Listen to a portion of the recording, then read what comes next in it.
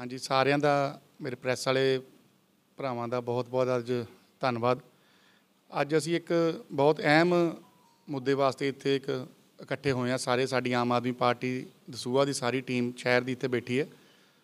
ਤੁਸੀਂ ਸਾਰੇ ਜਾਣੇ ਜਾਣਦੇ ਹੋ ਕਿ 30 ਤਰੀਕ ਨੂੰ ਪੰਜਾਬ ਵਿਧਾਨ ਸਭਾ ਦਾ ਜੋ ਸੈਕੰਡ ਸੈਸ਼ਨ ਖਤਮ ਹੋਇਆ ਇਸ ਵਾਰ, ਅਤੇ ਇਸ ਵਾਰ ਅਸੀਂ ਪਹਿਲੀ ਵਾਰ ਉੱਥੇ ਜਾ ਕੇ ਸਾਨੂੰ ਬੋਲਣ ਦਾ ਮੌਕਾ ਮਿਲਿਆ। ਜਿਹੜੀ ਡਿਊਟੀ ਸਾਡੀ ਆਮ ਪਾਰਟੀ ਵੱਲੋਂ ਦਸੂਹਾ ਦੇ ਲੋਕਾਂ ਨੇ ਲਗਾਈ ਸੀਗੀ ਕਿ ਉੱਥੇ ਜਿਹੜੇ ਇਲਾਕੇ ਦੀਆਂ ਮੁਸ਼ਕਿਲਾਂ ਨੇ, ਇਲਾਕੇ ਦੀਆਂ ਸਮੱਸਿਆਵਾਂ ਨੇ, ਉਹਨਾਂ ਨੂੰ ਪੰਜਾਬ ਦੀ ਵਿਧਾਨ ਸਭਾ ਦੇ ਵਿੱਚ ਲੈ ਕੇ ਜਾਣਾ। ਅਤੇ ਮੈਨੂੰ ਇਸ ਗੱਲ ਦਾ ਮਾਣ ਵੀ ਹੈ ਕਿ ਦਸੂਹੇ ਦੇ ਲੋਕਾਂ ਨੇ ਸਾਡੇ 'ਤੇ ਬਹੁਤ ਵੱਡਾ ਆਸ਼ੀਰਵਾਦ ਰੱਖਿਆ ਸੀ, ਸਾਡੇ ਸਿਰ ਉੱਤੇ ਮਿਹਰ ਭਰਿਆ ਹੱਥ ਰੱਖਿਆ ਸੀ। ਮੈਂ ਆਪਣੇ ਵੱਲੋਂ ਪੂਰੀ ਕੋਸ਼ਿਸ਼ ਕੀਤੀ ਹੈ ਕਿ ਪੰਜਾਬ ਦੇ ਵਿਧਾਨ ਸਭਾ ਦੇ ਵਿੱਚ ਦਸੂਹੇ ਦੀਆਂ ਜਿਹੜੀਆਂ ਮੁਸ਼ਕਿਲਾਂ ਨੇ, ਜੋ ਇਲਾਕੇ ਦੀਆਂ ਮੁਸ਼ਕਿਲਾਂ ਨੇ, ਆਮ ਲੋਕਾਂ ਦੀਆਂ ਮੁਸ਼ਕਿਲਾਂ ਨੇ, ਉਹਨੂੰ ਵਿਧਾਨ ਸਭਾ ਦੇ ਵਿੱਚ ਚੁੱਕਿਆ ਜਾ ਸਕੇ। ਜੋ ਇਲਾਕੇ ਦੇ ਵਿੱਚ ਲੰਬੇ ਸਮੇਂ ਤੋਂ ਨਹੀਂ ਹੋਇਆ, ਕਿਉਂਕਿ ਜੋ ਪਿਛਲਾ ਰਿਕਾਰਡ ਬੋਲਦਾ ਆ, ਅੱਜ ਤੱਕ ਪੰਜਾਬ ਦੀ ਵਿਧਾਨ ਸਭਾ ਦੇ ਵਿੱਚ ਕਿਸੇ ਨੇ ਵੀ ਦਸੂਹੇ ਹਲਕੇ ਵਾਸਤੇ ਸਵਾਲ ਨਹੀਂ ਕੀਤੇ। ਅਤੇ ਪਹਿਲੀ ਵਾਰ ਹੋਇਆ ਕਿ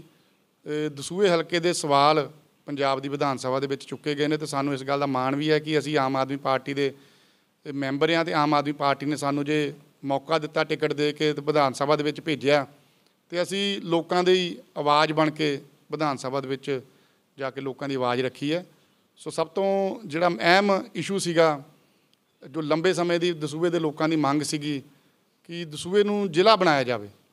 ਅੱਜ ਤੱਕ ਕਿਸੇ ਨੇ ਆਵਾਜ਼ ਨਹੀਂ ਬੁਲੰਦ ਕੀਤੀ ਸੀ ਦਸੂਹਾ ਨੂੰ ਜ਼ਿਲ੍ਹਾ ਬਣਾਉਣ ਵਾਸਤੇ, ਚਾਹੇ ਮੰਤਰੀ ਸਾਹਿਬ ਨੇ ਜਵਾਬ ਉਹਦਾ ਨਾਂ ਦੇ ਵਿੱਚ ਵੀ ਦਿੱਤਾ ਹੋਵੇ, ਪਰ ਅਸੀਂ ਆਪਣੀ ਆਵਾਜ਼ ਉੱਥੇ ਬੁਲੰਦ ਕੀਤੀ ਹੈ। ਅਤੇ ਬਾਅਦ ਵਿੱਚ ਮੁੱਖ ਮੰਤਰੀ ਸਾਹਿਬ ਨੇ ਉਹਦਾ ਜਵਾਬ ਵੀ ਸਾਨੂੰ ਦਿੱਤਾ ਕਿ ਇਸ ਉੱਤੇ ਵਿਚਾਰ ਕੀਤਾ ਜਾਊਗਾ। ਉਹ ਬੜੇ ਮਾਣ ਵਾਲੀ ਗੱਲ ਆ ਸਾਡੇ ਵਾਸਤੇ, ਅਤੇ ਇੱਕ ਖੁਸ਼ੀ ਵਾਲੀ ਗੱਲ ਹੀ ਹੈ ਕਿ ਜਿਹੜੀ ਲੰਬੇ ਸਮੇਂ ਦੀ ਦਸੂਹਾ ਵਾਸੀਆਂ ਦੀ ਮੰਗ ਸੀਗੀ ਉਹ ਸ਼ੁਰੂ ਹੋ ਗਈ ਆ। ਅਤੇ ਅਸੀਂ ਇਸ ਕੰਮ ਵਾਸਤੇ ਪੂਰੀ ਮਿਹਨਤ ਦੇ ਨਾਲ ਸਾਰੇ ਲੋਕਾਂ ਨੂੰ ਨਾਲ ਲੈ ਕੇ ਇਸ ਉੱਤੇ ਪੂਰਾ ਪਹਿਰਾ ਦਿਆਂਗੇ। ਦਸੂਹੇ ਨੂੰ ਜਿਹੜੀ ਜ਼ਿਲ੍ਹੇ ਬਣਾਉਣ ਦੀ ਮੰਗ ਆ, ਉਹ ਪਹਿਲੇ ਨੰਬਰ ਦੇ ਵਿੱਚ ਪੰਜਾਬ ਦੇ ਵਿਧਾਨ ਸਭਾ ਦੇ ਵਿੱਚ ਚੱਕੀ ਗਈ ਹੈ। ਕੁੱਲ ਮੇਰੇ 15 ਸਵਾਲ ਵਿਧਾਨ ਸਭਾ ਦੇ ਵਿੱਚ ਲੱਗੇ ਸੀ, ਉਹਦੇ ਵਿੱਚੋਂ ਸਾਰਿਆਂ ਦਾ ਜਵਾਬ ਜੋ ਮਹਿਕਮਿਆਂ ਵੱਲੋਂ, ਵੱਖਰੇ ਮਹਿਕਮਿਆਂ ਵੱਲੋਂ ਆਇਆ, ਕਈਆਂ ਦਾ ਹਾਂ ਪੱਖੀ ਜਵਾਬ ਆਇਆ, ਕਈਆਂ ਦਾ ਨਾ ਪੱਖੀ ਵੀ ਜਵਾਬ ਆਇਆ, ਕਈਆਂ ਦੇ ਜਵਾਬ ਉਹਨਾਂ ਦਾ ਆਇਆ ਕਿ ਅਸੀਂ ਇਹਨਾਂ ਉੱਤੇ ਵਿਚਾਰ ਕਰਾਂਗੇ।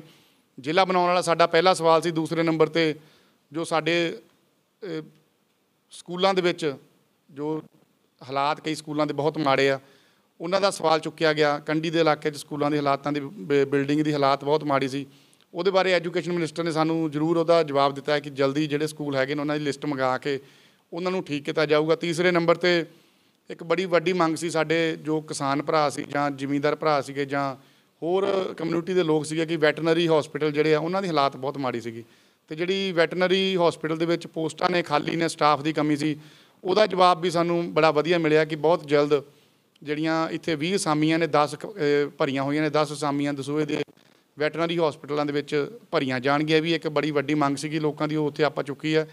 ਇੱਕ ਚਲੋ ਇਹ ਸਵਾਲ ਉੱਤੇ ਸਾਡਾ ਲੱਗਾ ਜ਼ਰੂਰ ਸੀਗਾ, ਪਰ ਫਾਈਨਾਂਸ ਮਿਨਿਸਟਰ ਸਾਹਿਬ ਉੱਧਰ ਨਹੀਂ ਸੀਗੇ। ਸਾਰੇ ਮੁਲਾਜ਼ਮ ਵਰਗ ਦਾ ਬੜਾ ਵੱਡਾ ਇੱਕ ਇਸ਼ੂ ਆ ਕਿ ਜਿਹੜੀ ਪੁਰਾਣੀ ਪੈਨਸ਼ਨ ਬਹਾਲੀ ਜਿਹੜੀ ਸਕੀਮ ਆ 2004 ਤੋਂ ਬੰਦ ਆ, ਉਹਨੂੰ ਲਾਗੂ ਕਰਾਉਣ ਬਾਰੇ ਮੈਂ ਸਵਾਲ ਉਹਦਾ ਰੱਖਿਆ ਸੀਗਾ ਵਿਧਾਨ ਸਭਾ ਦੇ ਵਿੱਚ। ਉੱਦਣ ਫਾਈਨਾਂਸ ਮਿਨਿਸਟਰ ਸਾਹਿਬ ਨਹੀਂ ਆਏ, ਪਰ ਉਹਦਾ ਜਵਾਬ ਸਾਨੂੰ ਜ਼ਰੂਰ ਲਿਖਤੀ ਰੂਪ ਦੇ ਵਿੱਚ ਮਿਲਿਆ ਕਿ ਉਹਨਾਂ ਨੇ ਕਿਹਾ ਕਿ ਇਹਦੇ ਉੱਤੇ ਵਿਚਾਰ ਚੱਲ ਰਹੀ ਹੈ, ਸਾਡੀ ਸਰਕਾਰ ਪੁਰਾਣੀ ਪੈਨਸ਼ਨ ਬਹਾਲੀ ਵਾਸਤੇ ਉੱਤੇ ਦੇ ਵਿਚਾਰ ਕਰ ਰਹੀ ਹੈ। ਇੱਕ ਬੜਾ ਪੋਜ਼ੀਟਿਵ ਰਿਸਪੌਂਸ ਸਾਡੀ ਸਰਕਾਰ ਵੱਲੋਂ ਦਿੱਤਾ ਗਿਆ। ਮੈਂ ਸਾਰੇ ਮੁਲਾਜ਼ਮ ਭਾਈਚਾਰੇ ਨੂੰ ਇਹ ਵਿਸ਼ਵਾਸ ਵੀ ਦਿਵਾਉਂਦਾ ਕਿ ਜਿਹੜੀ ਉਹਨਾਂ ਦੀ, ਕਿਉਂਕਿ ਮੁਲਾਜ਼ਮ ਭਾਈਚਾਰੇ ਨੇ ਸਾਨੂੰ ਬਹੁਤ ਵੋਟਾਂ ਪਾਈਆਂ ਨੇ ਇਸ ਵੇਲੇ, ਅਤੇ ਉਹਨਾਂ ਦੀ ਜਿਹੜੀ ਜਾਇਜ਼ ਮੰਗ ਸੀਗੀ ਉਹ ਆਪਾਂ ਵਿਧਾਨ ਸਭਾ ਦੇ ਵਿੱਚ ਚੁੱਕੀ ਹੈ।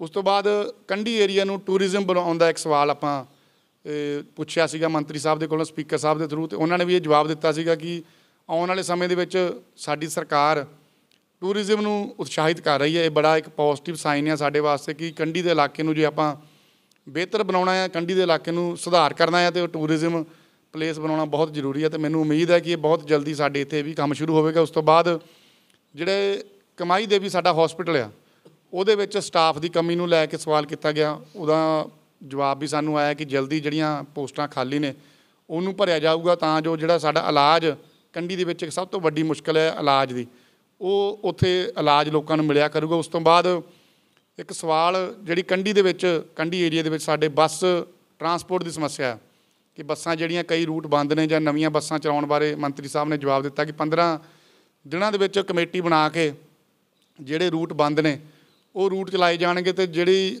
ਕੰਢੀ ਦੇ ਇਲਾਕੇ 'ਚ ਵੱਖਰੇ ਵੱਖਰੇ ਦਤਾਰਪੁਰ ਆ, ਸੰਸਾਰਪੁਰ ਆ, ਕਮਾਈ ਦੇਵੀ ਆ ਜਾਂ ਤਲਵਾੜੇ ਦੇ ਵਿੱਚ ਉਹ ਬੱਸ ਸਰਵਿਸ ਸ਼ੁਰੂ ਕੀਤੀ ਜਾਵੇਗੀ। ਉਸ ਤੋਂ ਬਾਅਦ ਬੇਟ ਏਰੀਏ ਵਾਸਤੇ ਸੇਮ ਦੀ ਸਮੱਸਿਆ ਦਾ ਸੀਗਾ ਕਿ ਕਈ ਪਿੰਡਾਂ ਦੇ ਵਿੱਚ ਸਮੱਸਿਆ ਦੇ ਉਹਦਾ ਜਵਾਬ ਸਾਨੂੰ ਮੰਤਰੀ ਸਾਹਿਬ ਨੇ ਦਿੱਤਾ ਸੀਗਾ। 11 ਪਿੰਡਾਂ ਦੇ ਵਿੱਚ ਇਹਦੀ ਸਮੱਸਿਆ ਚੱਲ ਰਹੀ ਹੈ ਅਤੇ 15 ਦਿਨਾਂ ਦੇ ਵਿੱਚ ਉਹ ਜਿਹੜੀ ਕਮੇਟੀ ਹੈ ਬਣਾਈ ਹੋਈ ਹੈ ਉਹ ਇੱਕ ਫੈਸਲਾ ਸਾਨੂੰ ਦੇਵੇਗੀ ਕਿ ਜਿੱਥੇ ਜਿੱਥੇ ਸਮੱਸਿਆ ਉਹਦੇ ਹੱਲ ਕਰਨ ਵਾਸਤੇ ਕੀ ਉਪਰਾਲੇ ਕੀਤੇ ਜਾ ਰਹੇ। ਇੱਕ ਬੇਟ ਦੇ ਕਿਸਾਨਾਂ ਵਾਸਤੇ ਇੱਕ ਬੜੀ ਵਧੀਆ ਇੱਕ ਸਵਾਲ ਅਸੀਂ ਕੀਤਾ ਸੀਗਾ, ਉਹਦਾ ਜਵਾਬ ਵੀ ਬੜਾ ਪੋਜ਼ਿਟਿਵ ਆਇਆ ਮੰਤਰੀ ਸਾਹਿਬ ਦਾ। ਉਸ ਤੋਂ ਬਾਅਦ ਕਮਾਈ ਦੇਵੀ ਵਿਖੇ ਬੱਸ ਸਟੈਂਡ ਬਣਨਾ ਹੈ, ਜਿਹੜਾ ਨੀਂਹ ਪੱਥਰ ਪਿਛਲੀ ਸਰਕਾਰ ਵੇਲੇ ਰੱਖਿਆ ਗਿਆ ਸੀ ਪਰ ਉਹਦੇ ਪੈਸੇ ਹੀ ਨਹੀਂ ਆਏ ਸੀਗੇ, ਸਿਰਫ ਨੀਂਹ ਪੱਥਰ ਰੱਖਿਆ ਗਿਆ ਸੀਗਾ ਕਿ ਤਾਂ ਜੋ ਵੋਟਾਂ ਲਈਆਂ ਜਾ ਸਕਣ। ਪਰ ਮੈਨੂੰ ਇਸ ਗੱਲ ਦੀ ਵੀ ਬੜਾ ਖੁਸ਼ੀ ਹੈ ਕਿ ਬਹੁਤ ਜਲਦੀ ਬੱਸ ਸਟੈਂਡ ਦੇ ਪੈਸੇ ਸਾਡੀ ਸਰਕਾਰ ਵੱਲੋਂ ਜਾਰੀ ਕੀਤੇ ਜਾਣਗੇ ਅਤੇ ਜਿਹੜਾ ਇਤਿਹਾਸਕ ਕਸਬੇ ਦੇ ਵਿੱਚ ਬੱਸ ਸਟੈਂਡ ਬਣੂਗਾ। ਇਸ ਤੋਂ ਇਲਾਵਾ ਤਲਵਾੜੇ ਦੇ ਵਿੱਚ ਵੀ ਨਵਾਂ ਬੱਸ ਸਟੈਂਡ ਬਣਨ ਜਾ ਰਿਹਾ, ਉਹ ਵੀ ਤਲਵਾੜੇ ਦੇ ਲੋਕਾਂ ਨੂੰ ਵੀ ਮੈਂ ਇਸ ਗੱਲ ਦੀ ਵਧਾਈ ਦਿੰਦਾ। ਉਸ ਤੋਂ ਬਾਅਦ ਜਿਹੜੀਆਂ ਲਿੰਕ ਸੜਕਾਂ ਦੀ ਰਿਪੇਅਰ ਦਾ ਕੰਮ ਨੇ ਜਾਂ ਨਵੀਆਂ ਸੜਕਾਂ, ਉਹ ਵੀ ਸਾਡਾ ਜਵਾਬ ਲਿਖਤ ਰੂਪ ਵਿੱਚ ਆਇਆ ਕਿ ਜਲਦੀ ਜਿਹੜੀਆਂ ਸੜਕਾਂ ਲੰਬੇ ਸਮੇਂ ਤੋਂ ਨਹੀਂ ਬਣੀਆਂ ਉਹ ਸੜਕਾਂ ਬਣਨ ਜਾ ਰਹੀਆਂ ਨੇ। ਉਸ ਤੋਂ ਬਾਅਦ ਕੰਢੀ ਏਰੀਏ ਦੇ ਵਿੱਚ ਪਿੰਡਾਂ ਦੇ ਹੌਸਪੀਟਲਾਂ ਦੀ ਗੱਲ ਸੀ ਕਿ ਜਿਹੜੇ ਡਿਸਪੈਂਸਰੀਆਂ ਨੇ ਉੱਥੇ ਕੋਈ ਸਟਾਫ ਦੀ ਕਮੀ ਹੈ ਜਾਂ ਦਵਾਈਆਂ ਦੀ ਕਮੀ ਆ, ਉਹ ਵੀ ਜਵਾਬ ਆਇਆ ਕਿ ਬਹੁਤ ਜਲਦ ਸਾਰੀਆਂ ਚੀਜ਼ਾਂ ਨੂੰ, ਕਿਉਂਕਿ ਸਾਡੀ ਸਰਕਾਰ ਦਾ ਪਹਿਲਾ ਹੀ ਇਸ਼ੂ ਇਹ ਹੈ ਕਿ ਹੈਲਥ ਸਿਸਟਮ ਨੂੰ ਵਧੀਆ ਕਰਨਾ, ਉਹਦੀ ਤਰਜ਼ ਦੇ ਉੱਤੇ ਬਹੁਤ ਵਧੀਆ ਇਹ ਡਿਸਪੈਂਸਰੀਆਂ ਦੇ ਵਿੱਚ ਸਾਰਾ ਸਟਾਫ ਦੀ ਕਮੀ ਵੀ ਪੂਰੀ ਹੋਏਗੀ ਅਤੇ ਦਵਾਈਆਂ ਦੀ ਵੀ ਕਮੀ ਪੂਰੀ ਕੀਤੀ ਜਾਵੇਗੀ। ਸਰਕਾਰੀ ਕਾਲਜ ਜੋ ਪਿਛਲੀ ਸਰਕਾਰ ਵੱਲੋਂ ਪਾਸ ਕੀਤਾ ਗਿਆ ਸੀ ਪਰ ਉਹਦੇ ਉੱਤੇ ਕੋਈ ਵੀ ਅੱਜ ਤੱਕ ਕਾਰਵਾਈ ਨਹੀਂ ਕੀਤੀ ਗਈ, ਅਤੇ ਇਸ ਗੱਲ ਦੀ ਵੀ ਮੈਂ ਦਸੂਹਾ ਵਾਸੀਆਂ ਨੂੰ ਵਧਾਈ ਦਿੰਦਾ ਕਿ ਤੁਸੀਂ ਜਿਹੜਾ ਇਹ ਸਰਕਾਰੀ ਕਾਲਜ ਆ ਇਹਦੀ ਫਾਈਲ ਹੁਣ ਦੁਬਾਰਾ ਓਪਨ ਹੋ ਚੁੱਕੀ ਹੈ ਅਤੇ ਬਹੁਤ ਜਲਦ ਇਹਦੇ ਉੱਤੇ ਆਪਾਂ ਇਹਦੀ ਪੈਰਵਾਈ ਕਰਕੇ ਇਸ ਫਾਈਲ ਦੇ ਉੱਤੇ ਅਤੇ ਜਲਦੀ ਦਸੂਹੇ ਦੇ ਵਿੱਚ ਅਸੀਂ ਗੌਰਮੈਂਟ ਕਾਲਜ ਦਾ ਜੋ ਨੀਂਹ ਪੱਥਰ ਰੱਖਾਂਗੇ। ਉਸ ਤੋਂ ਬਾਅਦ ਕੰਢੀ ਏਰੀਏ ਵਿੱਚ ਇੱਕ ਇਰੀਗੇਸ਼ਨ ਸਕੀਮ ਆ ਲਿਫਟ ਇਰੀਗੇਸ਼ਨ ਦੀ, ਉਹ ਵੀ ਸ਼ੁਰੂ ਹੋਣ ਜਾ ਰਹੀ ਹੈ ਬਹੁਤ ਜਲਦੀ, ਉਹਦਾ ਵੀ ਜਵਾਬ ਹਾਂ ਪੱਖੀ ਸਾਡੇ ਵਿੱਚ ਆਇਆ। ਇੱਕ ਹੋਰ ਲੋਕਾਂ ਦੀ ਮੰਗ ਸੀਗੀ ਕਿ ਪਰਲ ਕੰਪਨੀ ਅਤੇ ਕਿਮ ਕੰਪਨੀ ਹੈ ਜਿਹੜੀ, ਉਹਨਾਂ ਨੇ ਲੋਕਾਂ ਨਾਲ ਬਹੁਤ ਠੱਗੀਆਂ ਮਾਰੀਆਂ ਨੇ। ਇਹ ਮੈਨੂੰ ਸਵਾਲ ਪੁੱਛਣ ਦਾ ਚਲੋ ਸਮਾਂ ਨਹੀਂ ਮਿਲਿਆ ਪਰ ਇਹਦਾ ਲਿਖਤੀ ਜਵਾਬ ਜ਼ਰੂਰ ਸਾਡੀ ਸਰਕਾਰ ਵੱਲੋਂ ਆਇਆ ਕਿ ਜਲਦੀ ਇਹਦੇ ਉੱਤੇ ਆਪਾਂ ਵਿਚਾਰ ਕਰਕੇ ਜਿਹੜੇ ਲੋਕਾਂ ਦੇ ਪੈਸੇ ਆ ਉਹ ਲੋਕਾਂ ਨੂੰ ਦੇਣ ਦਾ ਯਤਨ ਕੀਤਾ ਜਾਵੇਗਾ। ਇਸ ਤੋਂ ਬਾਅਦ ਆਯੁਰਵੈਦਿਕ ਡਿਸਪੈਂਸਰੀਆਂ ਜਿੰਨੀਆਂ ਵੀ ਸਾਡੀਆਂ ਦਤਾਰਪੁਰ ਦੇ ਵਿੱਚ ਆ ਜਾਂ ਧਰਮਪੁਰ ਦੇਵੀ ਦੇ ਵਿੱਚ ਆ, ਹੋਰ ਵੀ ਜਿੰਨੀਆਂ ਡਿਸਪੈਂਸਰੀਆਂ ਹੈਗੀਆਂ ਉਹਨਾਂ ਦੇ ਵਿੱਚ ਜਿੰਨੀਆਂ ਅਸਾਮੀਆਂ ਖਾਲੀ ਨੇ ਉਹਨਾਂ ਨੂੰ ਵੀ ਭਰਨ ਵਾਸਤੇ ਜਾਂ ਜੋ ਸਟਾਫ ਦੀ ਕਮੀ ਹੈ ਜਾਂ ਜੋ ਹੋਰ ਸਮਾਨ ਦੀ ਕਮੀ ਆ ਉਹਨੂੰ ਇਹ ਪੂਰਾ ਕੀਤਾ ਜਾਵੇਗਾ। ਸੋ ਇਸ ਤਰ੍ਹਾਂ ਕੁੱਲ 15 ਸਵਾਲ ਵਿਧਾਨ ਸਭਾ ਦੇ ਵਿੱਚ 6 ਦਿਨ ਦੇ ਸੈਸ਼ਨ ਦੇ ਵਿੱਚ ਮੈਂ ਆਪਣੇ ਵੱਲੋਂ ਦਸੂਹਾ ਹਲਕੇ ਦੇ ਪੁੱਛੇ ਆ ਅਤੇ ਮੈਨੂੰ ਇਸ ਗੱਲ ਦਾ ਫਖਰ ਹੈ ਕਿ ਜਿਹੜੀ ਦਸੂਹਾ ਵਾਸੀਆਂ ਨੇ ਮੇਰੀ ਡਿਊਟੀ ਲਾਈ ਸੀ ਕਿ ਅਸੀਂ ਜਦੋਂ ਵੋਟਾਂ ਮੰਗਦੇ ਸੀ ਲੋਕਾਂ ਨੂੰ ਇਹ ਕਹਿੰਦੇ ਸੀ ਵੀ ਇੱਕ ਵਾਰੀ ਮੌਕਾ ਦਿਓ, ਅਸੀਂ ਤੁਹਾਡੀਆਂ ਮੰਗਾਂ ਵਿਧਾਨ ਸਭਾ ਦੇ ਵਿੱਚ ਜ਼ਰੂਰ ਚੁੱਕਾਂਗੇ। ਅਤੇ ਮੈਂ ਆਪਣੇ ਆਪ 'ਤੇ ਪੂਰੀ ਇੱਕ ਤਾਂ ਹੈ ਅਸੀਂ ਨਵੇਂ ਸੀਗੇ, ਪਹਿਲੀ ਵਾਰ ਜਿੱਤ ਕੇ ਗਏ, ਕਈ ਚੀਜ਼ ਦੀਆਂ ਕਮੀਆਂ ਵੀ ਰਹਿ ਗਈਆਂ ਕਿ ਕਈ ਚੀਜ਼ਾਂ ਦਾ ਪਤਾ ਨਹੀਂ ਸੀ, ਅੰਦਰ ਜਾ ਕੇ ਪਤਾ ਲੱਗਾ। ਪਰ ਅਗਲੇ ਸੈਸ਼ਨ 'ਤੇ ਜਿਹੜੀਆਂ ਕੋਈ ਕਮੀਆਂ ਰਹਿ ਗਈਆਂ ਨੇ ਉਹਨਾਂ ਨੂੰ ਕਮੀਆਂ ਨੂੰ ਦੂਰ ਕਰਕੇ ਜਿਹੜੇ ਹੋਰ ਲੋਕਾਂ ਦੇ ਮੁੱਦੇ ਨੇ, ਆਪਣੇ ਇਲਾਕੇ ਦੀਆਂ ਮੁਸ਼ਕਿਲਾਂ ਨੇ, ਆਪਣੇ ਇਲਾਕੇ ਦਾ ਨਿਆਂ ਕਰਨ ਵਾਸਤੇ ਅਸੀਂ ਜਿਹੜੇ ਸਮੱਸਿਆਵਾਂ ਰਹਿ ਗਈਆਂ ਨੇ ਉਹਨਾਂ ਦੇ ਸਵਾਲ ਅਗਲੀ ਵਿਧਾਨ ਸਭਾ ਦੇ ਵਿੱਚ ਜ਼ਰੂਰ ਚੱਕਾਂਗੇ।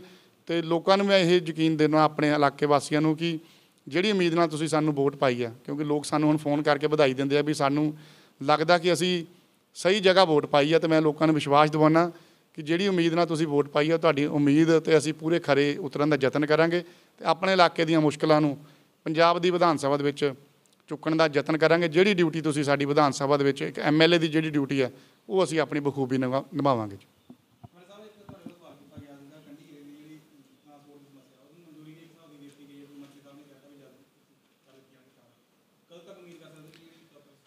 ਉਹਨਾਂ ਨੇ ਸਾਨੂੰ 15 ਮੈਂਬਰੀ ਕਮੇਟੀ ਬਣਾਈ ਹੈ ਜੀ। 15 ਦਿਨ ਦੇ ਵਿੱਚ ਉਹ ਕਹਿੰਦੇ ਕਿ ਜਲਦੀ ਆਪਾਂ ਜਿਹੜੀ ਕਮੇਟੀ ਬਣਾ ਕੇ ਉਹਦੇ ਬਾਬਤ ਮੈਂ ਵੀ ਰੂਟ ਕਢਵਾਏ ਹੋਏ ਆ, ਜਿਹੜੇ ਰੂਟ ਬਣਦੇ ਆ ਮੈਂ ਉਹਨਾਂ ਨੂੰ ਲਿਸਟ ਭੇਜੂੰਗਾ। GM ਸਾਹਿਬ ਨਾਲ ਵੀ ਗੱਲ ਕਰਾਂਗੇ, ਜਿਹੜੇ ਰੂਟ ਬਣਦੇ ਆ ਉਹਨੂੰ ਅਸੀਂ ਪਹਿਲ ਦੇ ਆਧਾਰ 'ਤੇ ਚਲਾਵਾਂਗੇ।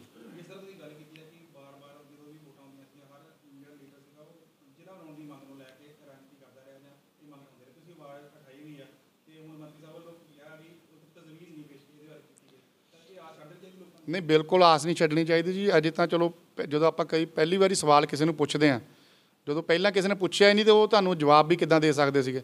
ਅਜੇ ਪੁੱਛਿਆ ਸੀ ਇਸ ਵਾਰ ਆ, ਉਹਨਾਂ ਨੇ ਜਵਾਬ ਸਾਨੂੰ ਨਾ ਪੱਖੀ ਦਿੱਤਾ ਅਤੇ ਮੈਂ ਮੁੜ ਕੇ ਉਸ ਤੋਂ ਬਾਅਦ ਮਾਨ ਸਾਹਿਬ ਨੂੰ, ਮੁੱਖ ਮੰਤਰੀ ਸਾਹਿਬ ਨੂੰ ਵੀ ਇਸ ਗੱਲ ਦੀ ਜਾਣਕਾਰੀ ਦਿੱਤੀ ਹੈ ਕਿ ਸਾਡੇ ਲੋਕਾਂ ਦੀ ਮੰਗ ਆ ਅਤੇ ਤੇ ਮਾਨ ਸਾਹਿਬ ਨੇ ਮੈਨੂੰ ਵਿਸ਼ਵਾਸ ਦਿਵਾਇਆ ਕਿ ਆਪਾਂ ਇਸ ਤੇ ਜ਼ਰੂਰ ਵਿਚਾਰ ਕਰਾਂਗੇ। ਆਉਣ ਵਾਲੇ ਦਿਨਾਂ 'ਚ ਅਸੀਂ ਇਲਾਕੇ ਦੀਆਂ ਸੰਸਥਾਵਾਂ ਨੂੰ, ਇਲਾਕੇ ਦੇ ਲੋਕਾਂ ਨੂੰ ਨਾਲ ਲੈ ਕੇ ਇੱਕ ਮੰਗ ਪੱਤਰ ਵੀ ਮਾਨ ਸਾਹਿਬ ਨੂੰ ਜ਼ਰੂਰ ਦਿਆਂਗੇ।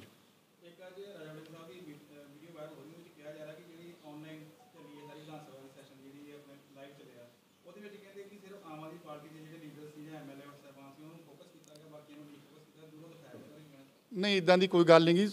92 MLA ਆਮ ਆਦਮੀ ਪਾਰਟੀ ਦੇ ਆ ਤੇ ਬਾਕੀ ਦੂਜੀਆਂ ਪਾਰਟੀਆਂ ਦੇ ਦੇਖ ਲਓ ਜਿੰਨੇ MLA ਆ। ਸਵਾਲ ਜਿਹਨੇ ਪੁੱਛਣਾ ਉਹਦੀ ਵੀਡੀਓ ਤੇ ਆਪਣੇ ਆਪ ਕੈਮਰਾ ਉੱਤੇ ਆਉਣਾ, ਤੇ ਜ਼ਿਆਦਾ ਮੌਕਾ ਜਿਹੜੇ ਮੈਂਬਰ ਆ, ਉਹਨਾਂ ਨੂੰ ਚੁਣੇ ਮੈਂਬਰ ਆ ਸਾਡੀ ਆਮ ਆਦਮੀ ਪਾਰਟੀ ਦੇ, ਉਹਨਾਂ ਨੂੰ ਮੌਕਾ ਮਿਲਿਆ ਤੇ ਉਹਨਾਂ ਦੇ ਕੈਮਰਾ ਜ਼ਿਆਦਾ ਆਉਣਾ। ਸਾਰਿਆਂ ਨੂੰ ਜਿਹੜੇ ਵਿਰੋਧੀ ਧਿਰ ਦੇ ਵੀ ਲੀਡਰ ਬੋਲੇ ਆ ਉਹਨਾਂ 'ਤੇ ਵੀ ਕੈਮਰਾ ਸਾਰਾ ਚੱਲਦਾ ਰਹੇ। ਤਾਂ ਹੁਣ ਜਦੋਂ ਅੰਦਰ ਕੋਈ ਬੋਲਣਾ ਹੀ ਨਹੀਂਗਾ ਤੇ ਕੈਮਰਾ ਉੱਥੇ ਕੀ ਚੱਲੂਗਾ ਫਿਰ।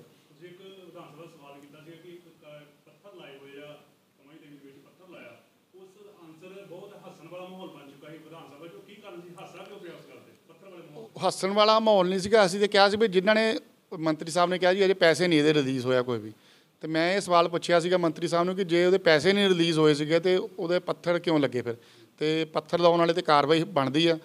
ਤੇ ਸਾਨੂੰ ਲੋਕ ਸਵਾਲ ਕਰਦੇ ਆ ਤੇ ਮੰਤਰੀ ਸਾਹਿਬ ਨੇ ਕਿਹਾ ਵੀ ਇਹ ਤਾਂ ਅਸੀਂ ਤਾਂ ਹੁਣ ਆਏ ਆ। ਇਹ ਪੁਰਾਣੇ ਜਿਹੜੀਆਂ ਸਰਕਾਰਾਂ ਨੇ ਜਿਨ੍ਹਾਂ ਨੇ ਖਾਮ ਪੱਥਰ ਇਲੈਕਸ਼ਨ 'ਚ ਵੋਟਾਂ ਲੈਣ ਵਾਸਤੇ ਲਾਏ ਸੀ, ਉਦੋਂ ਵਿਧਾਨ ਸਭਾ ਦੇ ਵਿੱਚ ਹਾਸੇ ਵਾਲੀ ਗੱਲ ਬਣੀ ਸੀਗੀ ਕਿ ਅਸੀਂ ਤਾਂ ਪੱਥਰ ਲਾਇਆ ਕੋਈ ਨਹੀਂਗਾ, ਅਸੀਂ ਤਾਂ ਜਿਹਦੇ ਪੈਸੇ ਆਉਣਗੇ ਉਹਦੇ ਪੱਥਰ ਲਾਵਾਂਗੇ।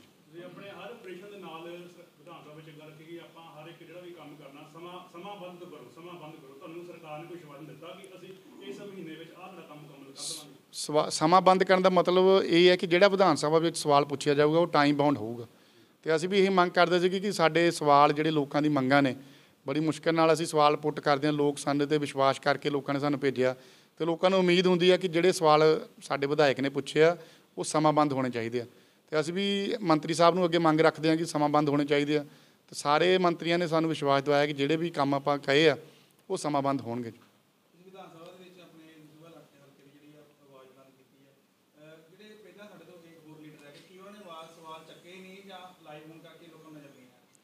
ਨਹੀਂ, ਇਹਦਾ ਔਨ ਰਿਕਾਰਡ ਵੀ ਹੈ ਜੀ। ਪਿਛਲੀ ਸਰਕਾਰ ਦੇ ਵਿੱਚ ਵੀ ਜਿਹੜੇ ਆਪਣੇ ਵਿਧਾਇਕ ਸਾਹਿਬ ਸੀਗੇ ਕੋਈ ਸਵਾਲ ਨਹੀਂ ਸੀਗਾ, ਉਸ ਤੋਂ ਪਹਿਲਾਂ ਵਾਲੇ ਵੀ ਨਹੀਂ ਕੋਈ ਸਵਾਲ। ਇਹਦਾ ਤੁਸੀਂ ਵੀ ਪਤਾ ਕਰ ਸਕਦੇ ਔਨ ਰਿਕਾਰਡ ਚੀਜ਼ਾਂ ਨੇ, ਕੋਈ ਇਹ ਤਾਂ ਹੈ ਨਹੀਂ ਗਾ ਕਿ ਅਸੀਂ ਝੂਠ ਬੋਲਦੇ ਹਾਂ।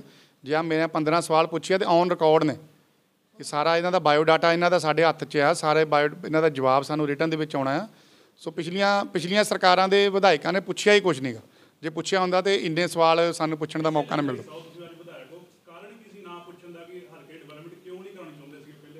ਇਹ ਤਾਂ ਉਹੀ ਦੱਸ ਸਕਦੇ ਆ ਜੀ। ਸਾਡੇ ਤੇ ਲੋਕਾਂ ਨੇ ਜੀ, ਇਹ ਤਾਂ ਹੁਣ ਉਹ ਹੀ ਦੱਸ ਸਕਦੇ ਆ ਕਿ ਉਹਨਾਂ ਨੇ ਕਿਉਂ ਨਹੀਂ ਪੁੱਛੇ। ਸਾਡੇ ਤਾਂ ਅਸੀਂ ਆਮ ਪਰਿਵਾਰਾਂ ਦੇ ਵਿੱਚੋਂ ਉੱਠੇ ਹਾਂ ਤੇ ਸਾਨੂੰ ਗਰਾਊਂਡ ਲੈਵਲ ਦੀਆਂ ਮੁਸ਼ਕਿਲਾਂ ਦਾ ਲੋਕਾਂ ਦਾ ਪਤਾ ਹੈ।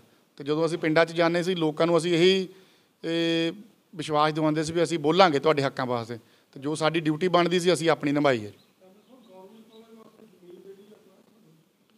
ਹਾਂਜੀ, ਉਹ ਜੋ DC ਸਾਹਿਬ ਵੱਲੋਂ ਮੈਨੂੰ ਰਿਟਨ ਆਇਆ ਕਾਗਜ਼ਾਂ ਦਾ, ਉਹ ਸਾਡੇ ਆ GT ਰੋਡ ਦੇ ਉੱਤੇ ਜਿੱਥੇ ਪੁਰਾਣੀ ਕੋਰਟ ਕੰਪਲੈਕਸ ਬਣਨੀ ਸੀਗੀ ਪਹਿਲਾਂ, ਉਹ ਉੱਥੇ ਗੌਰਮੈਂਟ ਕਾਲਜ ਵਾਸਤੇ ਅਕਵਾਇਰ ਹੋਈ ਹੈ ਜਮਾਂ। ਉਹ ਟਰਾਂਸਫਰ ਗੌਰਮੈਂਟ ਕਾਲਜ ਦੇ ਨਾਂ 'ਤੇ ਹੋ ਚੁੱਕੀ ਹੈ ਤੇ ਉਹਦਾ ਜਲਦੀ ਪ੍ਰੋਸੈਸ ਅਸੀਂ ਸ਼ੁਰੂ ਕਰ ਰਹੇ ਹਾਂ।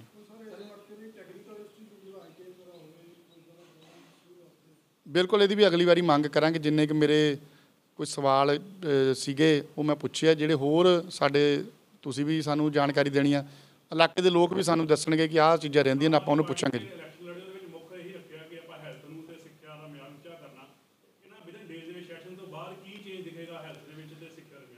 ਇੱਕ 15 ਅਗਸਤ ਨੂੰ ਸਾਡੀ ਸਰਕਾਰ ਵੱਲੋਂ 75 ਮੁਹੱਲਾ ਕਲੀਨਿਕ ਬਣ ਰਹੇ ਆ ਪੂਰੇ ਪੰਜਾਬ ਦੇ ਵਿੱਚ, ਜਿਹਦੀ ਸ਼ੁਰੂਆਤ ਕੀਤੀ ਜਾ ਰਹੀ ਹੈ 15 ਅਗਸਤ ਵਾਲੇ ਦਿਨ। ਤੇ ਸਾਨੂੰ ਇਸ ਗੱਲ ਦੀ ਖੁਸ਼ੀ ਹੈ ਕਿ ਉਹਨਾਂ 75 ਦੇ ਵਿੱਚੋਂ ਸਾਡੇ ਹੁਸ਼ਿਆਰਪੁਰ ਜ਼ਿਲ੍ਹੇ ਦੇ ਵਿੱਚੋਂ ਦਸੂਹਾ ਨੂੰ ਇੱਕ ਮੁਹੱਲਾ ਕਲੀਨਿਕ ਮਿਲਿਆ। ਤਲਵਾੜਾ ਸਿਟੀ ਦੇ ਵਿੱਚ ਬੱਸ ਸਟੈਂਡ ਦੇ ਨਜ਼ਦੀਕ ਬਣ ਰਿਹਾ। ਉਸ ਤੋਂ ਬਾਅਦ ਮਾਡਲ ਸਕੂਲ ਬਣ ਰਿਹਾ ਦਿੱਲੀ ਮਾਡਲ ਦੇ ਨਾਂ 'ਤੇ, ਜਿੱਦਾਂ ਉਹ ਸਕੂਲ ਬਣ ਰਿਹਾ। ਉਹਦੇ ਵਿੱਚ ਵੀ ਸਾਡੇ ਵਾਸਤੇ ਮਾਣ ਵਾਲੀ ਗੱਲ ਹੈ ਕਿ ਦਸੂਹੇ ਦੇ ਵਾਸਤੇ ਇੱਕ ਸਕੂਲ ਉਹ ਅਸੀਂ ਮਨਜ਼ੂਰ ਕਰਵਾਇਆ। ਉਹ ਵੀ ਜ਼ਰੂਰ ਤੁਹਾਨੂੰ ਦੱਸਿਆ ਜਾਏਗਾ ਕਿ ਉਹ ਕਿਹੜਾ ਸਕੂਲ ਬਣਨ ਜਾ ਰਿਹਾ। ਉਹ ਅਜੇ ਪ੍ਰਪੋਜ਼ਲ ਆ ਰਹੀ ਹੈ ਉਹਦੀ। ਸੋ ਸਟੇਡੀਅਮ ਜਿਹੜੀ ਸਾਡੀ ਪ੍ਰਾਇਓਰਟੀ ਹੈ ਕਿ ਨੌਜਵਾਨਾਂ ਨੂੰ ਨਸ਼ਿਆਂ ਤੋਂ ਦੂਰ ਕਰਨਾ। ਸਾਡੇ ਆਪਣੇ ਪਿੰਡ ਦੇ ਵਿੱਚ ਨਵਾਂ ਸਟੇਡੀਅਮ ਸ਼ੁਰੂ ਹੋਣ ਜਾ ਰਿਹਾ। ਦੁਆਬੇ ਦਾ ਇੱਕ ਪਹਿਲਾ ਸਟੇਡੀਅਮ ਹੋਏਗਾ ਆਧੁਨਿਕ ਕਿਸਮ ਦਾ ਸਟੇਡੀਅਮ, ਜਿਹਦਾ ਦੁਆਬੇ ਦੇ ਵਿੱਚ ਇਹੋ ਜਿਹਾ ਕੋਈ ਸਟੇਡੀਅਮ ਨਹੀਂ ਹੋਊਗਾ ਜਿਹੜਾ ਇੱਦਾਂ ਦਾ ਸਟੇਡੀਅਮ ਇੱਥੇ ਬਣ ਰਿਹਾ। ਲੋਕ 3-4 ਮਹੀਨੇ ਬਾਅਦ ਉਹ ਕੰਪਲੀਟ ਹੋ ਜਾਏਗਾ। ਹੋਰ ਸਟੇਡੀਅਮ ਆਪਾਂ ਕੱਲੋਵਾਲ 'ਚ ਬਣਾ ਰਹੇ ਹਾਂ, ਜੰਡੌਰ 'ਚ ਬਣਾ ਰਹੇ ਹਾਂ, ਹੋਰ ਪਿੰਡਾਂ ਦੇ ਵਿੱਚ ਵੀ ਸਟੇਡੀਅਮ ਬਣ ਰਿਹਾ।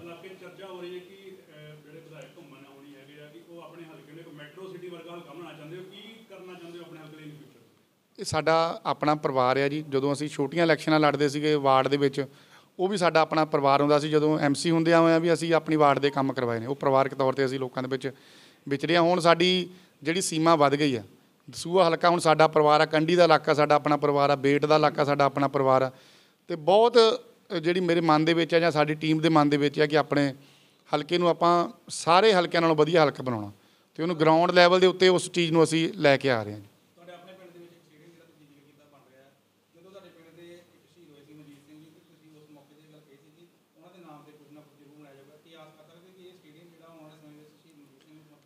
ਬਿਲਕੁਲ ਜੀ, ਸਟੇਡੀਅਮ ਉਹ ਸਾਡੇ ਪਿੰਡ ਦਾ ਨਹੀਂ, ਸਾਰੇ ਇੰਡੀਆ ਦਾ ਮਾਣ ਹੈ ਸਾਡਾ ਸ਼ਹੀਦ।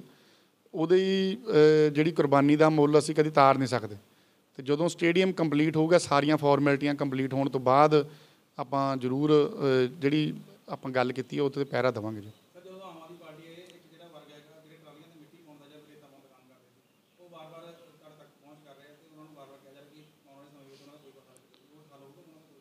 ਉਹਦੀ ਪਾਲਿਸੀ ਆ ਰਹੀ ਹੈ ਜੀ, ਮਾਈਨਿੰਗ ਪਾਲਿਸੀ ਆ ਰਹੀ ਹੈ। ਤੁਸੀਂ ਦੇਖਿਆ ਹੋਣਾ ਵਿਧਾਨ ਸਭਾ 'ਚ ਸਾਡੇ ਮੰਤਰੀ ਸਾਹਿਬ ਬੈਂਸ ਸਾਹਿਬ ਨੇ ਕਿੱਦਾਂ ਪਿਛਲੀ ਸਰਕਾਰਾਂ ਦੇ ਜੋ ਘੁਟਾਲੇ ਕੱਢੇ ਨੇ, ਕਿੰਨੇ ਕਿੰਨੇ ਅਰਬਾਂ ਦੇ ਘੁਟਾਲੇ ਕਰ ਗਏ। ਉਹ ਚੀਜ਼ਾਂ ਨੂੰ ਜਦੋਂ ਖ਼ਤਮ ਕਰਨ ਵਾਸਤੇ ਇੱਕ ਨਵੀਂ ਪਾਲਿਸੀ ਬਹੁਤ ਜਲਦ ਆ ਰਹੀ ਹੈ। ਅਤੇ ਉਹਦੇ ਨਾਲ ਜਿਹੜੇ ਸਾਡੇ ਆਪਣੇ ਭਰਾ ਹੀ ਨੇ ਸਾਰੇ ਟਰਾਲੀਆਂ ਵਾਲੇ, ਇਹਨਾਂ ਵਾਸਤੇ ਬਹੁਤ ਰਾਹਤ ਦਾ ਕੰਮ ਸਰਕਾਰ ਦੇ ਵਿੱਚ ਲੈ ਕੇ ਆਉਂਦਾ ਜਾਵੇਗਾ।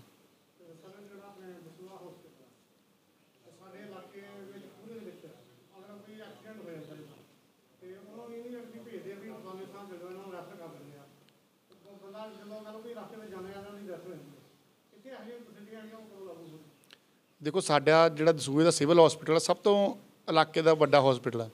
ਸਭ ਤੋਂ ਜ਼ਿਆਦਾ ਇੱਥੇ ਟਰੀਟਮੈਂਟ ਹੋ ਰਿਹਾ, ਲੋਕ ਮਰੀਜ਼ ਸਭ ਤੋਂ ਜ਼ਿਆਦਾ ਪੇਸ਼ੈਂਟ ਆਉਂਦੇ ਆ ਉੱਥੇ।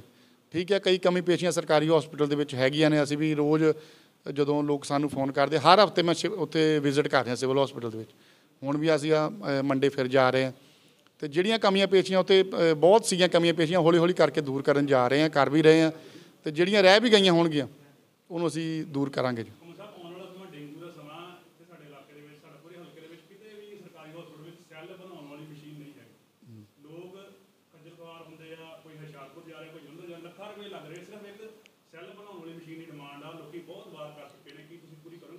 ਇਹਦੇ ਬਾਰੇ ਸ਼ਹਿਰ ਵਾਸੀਆਂ ਨੇ ਸਾਡੇ ਧਿਆਨ ਵਿੱਚ ਲਿਆਂਦਾ ਕਿ ਜਿਹੜੀ ਮਸ਼ੀਨ ਹੈ ਨਹੀਂ ਗੀ ਸੈੱਲ ਬਣਾਉਣ ਵਾਲੀ, ਹੁਸ਼ਿਆਰਪੁਰ ਜਾਣਾ ਪੈਂਦਾ ਲੋਕਾਂ ਨੂੰ। ਉਹ ਮੈਂ ਨੈਕਸਟ ਵੀਕ ਆਪਣੇ ਵੱਲੋਂ ਲਿਖ ਕੇ ਮੰਤਰੀ ਸਾਹਿਬ ਨੂੰ, ਸਾਡੇ ਮਾਣਯੋਗ ਮੁੱਖ ਮੰਤਰੀ ਸਾਹਿਬ ਨੂੰ, ਕਿਉਂਕਿ ਉਹੀ ਸਾਡੇ ਹੈਲਥ ਮਿਨਿਸਟਰ ਆ, ਉਹਨਾਂ ਨੂੰ ਦੇ ਕੇ ਆਊਂਗਾ। ਸਾਡੇ ਇਲਾਕੇ ਦੀ ਮੰਗ ਹੈ ਜਿਹੜੀ, ਅਤੇ ਬਹੁਤ ਜਲਦ ਉਹਦਾ ਮੈਂ ਰਿਪਲਾਈ ਤੁਹਾਨੂੰ ਜ਼ਰੂਰ ਦਊਂਗਾ ਜੀ।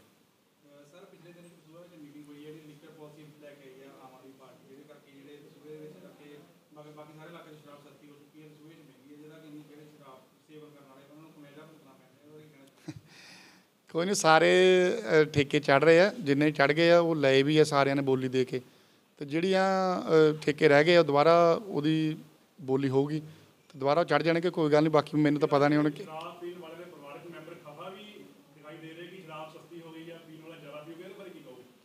ਇਹ ਤਾਂ ਹੁਣ ਜਿਹੜਾ ਪੀਂਦਾ ਹੈ ਜੀ ਉਹਨੂੰ ਪਤਾ ਹੋ ਸਕਦਾ ਕਿ ਨਾ ਪੀਵੇ।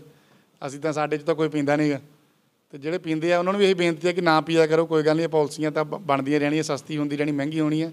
ਜਿਹਨੇ ਪੀਣੀ ਉਹਨੇ ਪੀਣੀ ਹੀ ਪੀਣੀ ਹੈ। ਅਤੇ ਪਰ ਇਹ ਬੇਨਤੀ ਹੈ ਕਿ ਨਾ ਪੀਤੀ ਜਾਵੇ, ਹੈ ਸਿਹਤ ਵਾਸਤੇ ਹਾਨੀਕਾਰਕ ਆ ਅਤੇ ਨਹੀਂ ਪੀਣੀ ਚਾਹੀਦੀ ਵੈਸੇ ਤਾਂ।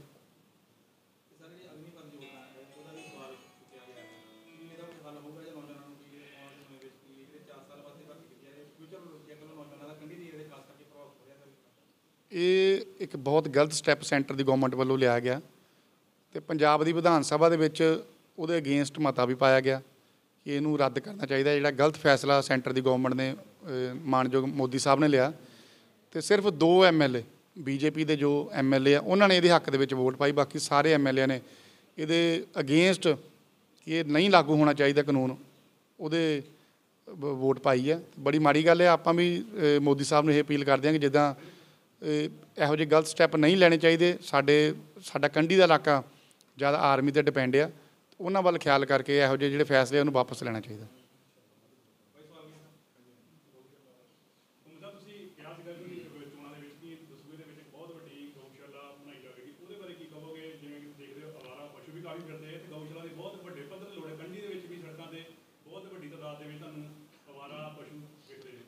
ਇਹਦੇ ਬਾਰੇ ਅਸੀਂ ਬਹੁਤ ਜਲਦੀ ਫੈਸਲਾ ਲੈਣ ਜਾ ਰਹੇ ਹਾਂ। ਜਗ੍ਹਾ ਦੀ ਭਾਲ ਹੋ ਚੁੱਕੀ ਹੈ, ਤੇ ਆਉਣ ਵਾਲੇ ਦਿਨਾਂ 'ਚ ਇਹਦੇ ਤੇ ਆਪਾਂ ਵਧੀਆ ਤਰੀਕੇ ਨਾਲ ਕਾਰਵਾਈ ਕਰਕੇ ਗਊਸ਼ਾਲਾ ਇੱਥੇ ਜੋ ਬਣਾਉਣ ਦਾ ਸਾਰਿਆਂ ਨੂੰ ਨਾਲ ਲੈ ਕੇ ਯਤਨ ਕਰਾਂਗੇ ਕਿ ਜਿੱਥੇ ਕੋਈ ਸੂਟੇਬਲ ਜਗ੍ਹਾ ਮਿਲੇਗੀ ਸਾਰੀਆਂ ਪ੍ਰਬੰਧ ਵੀ ਉੱਥੇ ਹੋਣੇ ਚਾਹੀਦੇ ਆ ਤੇ ਉਹਨੂੰ ਅਸੀਂ ਬਣਾਵਾਂਗੇ। ਥੈਂਕ ਯੂ ਜੀ, ਧੰਨਵਾਦ।